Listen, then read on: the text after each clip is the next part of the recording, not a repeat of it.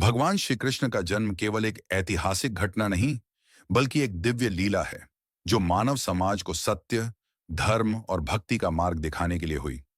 उनकी जन्म कथा में अद्भुत चमत्कार, गहन आध्यात्मिक अर्थ और गूढ़ रहस्य छिपे हैं। इस विस्तृत लेख में हम श्री कृष्ण की जन्म लीला की कहानी को विस्तार से बतलाएंगे।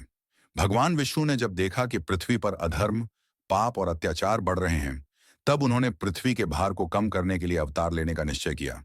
विशेष रूप से मथुरा का राजा कंस अपने अत्याचारों से पूरे राज्य को त्रस्त कर चुका था। उसने अपने पिता उग्रसेन को बंदी बना लिया और स्वयं राजा बन बैठा। उसके अत्याचारों से देवता भी व्याकुल हो उठे। अत्याचार बढ़ने पर पृथ्वी देवी ने गौ रूप में ब्रह्मा जी के पास जाकर प्रार्थना की। ब्रह्मा जी सभी देवताओं को लेकर भगवान विष्णु के पास क्षीर सागर गए। तब भगवान विष्णु ने कहा कि वे स्वयं अधर्म का नाश करने के लिए धरती पर अवतार लेंगे।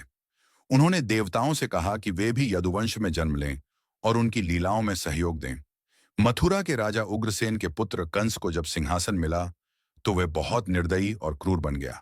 वह अपनी शक्ति के मद में चूर था और सभी को अपने अधीन रखना चाहता था।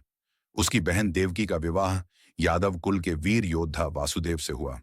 विवाह के समय जब कंस अपनी बहन देवकी को ससुराल छोड़ने के लिए रथ में ले जा रहा था, तभी आकाशवाणी हुई, हे कंस, जिस बहन को तू प्रेम पूर्वक विदा कर रहा है, उसी के गर्भ से उत्पन्न 8वां पुत्र तेरा वध करेगा। यह सुनते ही कंस अत्यंत क्रोधित हो गया और उसने अपनी तलवार निकालकर देवकी को मारने का प्रयास किया। वासुदेव जी ने कंस को समझाते हुए कहा कि वे स्वयं उसकी संतान को सौंप देंगे, लेकिन वह अपनी बहन को न मारे। कंस ने उनकी बात मान ली और दोनों को कारागार में डाल दिया।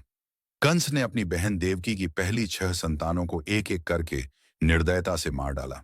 7वें गर्भ में भगवान विष्णु के अंश शेषनाग प्रकट हुए, जिन्हें योग माया ने गोकुल में रोहिणी के गर्भ में स्थानांतरित कर दिया। यही भगवान बलराम के रूप में जन्मे। जब देवकी के 8वें गर्भ में स्वयं भगवान श्री कृष्ण पधारे, तब चारों ओर दिव्यता छा गई। कारागार के भीतर एक अद्भुत प्रकाश प्रकट हुआ। देवकी और वासुदेव ने देखा कि उनके सामने 4 भुजाओं वाले भगवान विष्णु खड़े हैं, जिनके हाथों में शंख, चक्र, गदा और पद्म थे। भगवान ने अपने माता पिता को दर्शन देकर कहा, मैं पहले भी तुम्हारे पुत्र के रूप में जन्म ले चुका हूं। अब तुम मुझे एक सामान्य शिशु के रूप में देखोगे। तुम मुझे गोकुल में नंद बाबा के घर ले जाओ और वहां यशोदा माता के पास छोड़ दो। बदले में वहां जन्मी कन्या को लेकर यहां ले आओ। जैसे ही भगवान ने यह कहा, वे एक साधारण बालक के रूप में प्रकट हो गए। भगवान के आदेश के अनुसार वासुदेव ने नवजात श्री कृष्ण को टोकरी में रखा। तभी एक चमत्कार हुआ। कारागार के द्वार स्वतः खुल गए। पहरेदार गहरी नींद में सो गए। वासुदेव जी बेड़ियों से मुक्त हो गए। जब वासुदेव जी यमुना नदी पार कर रहे थे, तब नदी की जलधारा उफान पर थी। लेकिन जैसे ही उन्होंने बालकृष्ण को सिर पर रखा, यमुना शांत हो गई। जब जल थोड़ा गहरा हुआ, तब स्वयं शेषनाग ने अपनी फण से श्री कृष्ण को छाया प्रदान की। गोकुल में नंद बाबा और यशोदा माता के यहाँ एक कन्या ने जन्म लिया था। योग माया ने पहले ही यशोदा माता को गहरी नींद में डाल दिया था, जिससे वे वासुदेव जी के आगमन को न देख सकें। वासुदेव जी ने श्री कृष्ण को यशोदा माता के पास सुला दिया और कन्या को लेकर वापस मथुरा लौट आए। जैसे ही वासुदेव जी कारागार में लौटे, कारागार के द्वार पुनः बंद हो गए और पहरेदार जाग गए। उन्होंने देखा कि देवकी के पास एक नवजात कन्या है। कंस ने क्रूरता से उस बालिका को उठाकर पत्थर पर पटकने का प्रयास किया, लेकिन तभी बालिका आकाश में उड़ गई और देवी रूप में प्रकट होकर कहा, हे कंस, तुझे मारने वाला जन्म ले चुका है। अब तेरा अंत निश्चित है। यह सुनकर कंस भयभीत हो गया, लेकिन उसने अपनी दुष्टता नहीं छोड़ी। उसने भगवान कृष्ण को मारने के लिए अनेक राक्षसों को भेजा। भगवान श्री कृष्ण की जन्म कथा केवल एक ऐतिहासिक घटना नहीं है, बल्कि यह गहरे आध्यात्मिक अर्थों से भरी हुई है।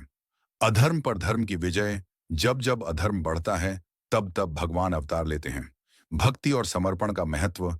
वासुदेव और देवकी का भगवान में अटूट विश्वास उनकी रक्षा करता है। योग माया की शक्ति।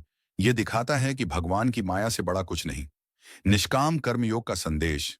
भगवान अपने भक्तों को कभी नहीं छोड़ते, बस हमें विश्वास बनाए रखना चाहिए। निष्कर्ष, भगवान श्री कृष्ण की जन्म लीला हमें यह सिखाती है कि अधर्म चाहे कितना भी बलवान क्यों ना हो, अंततः सत्य की जीत होती है। उनका जन्म केवल एक राजा के अत्याचार का अंत करने के लिए नहीं, बल्कि पूरे विश्व को धर्म, प्रेम और भक्ति का संदेश देने के लिए हुआ। श्री कृष्ण केवल एक ऐतिहासिक व्यक्तित्व नहीं, बल्कि एक चिरंतन चेतना है, जो अनंत काल तक मानवता का मार्गदर्शन करते रहेंगे। जय श्री कृष्ण।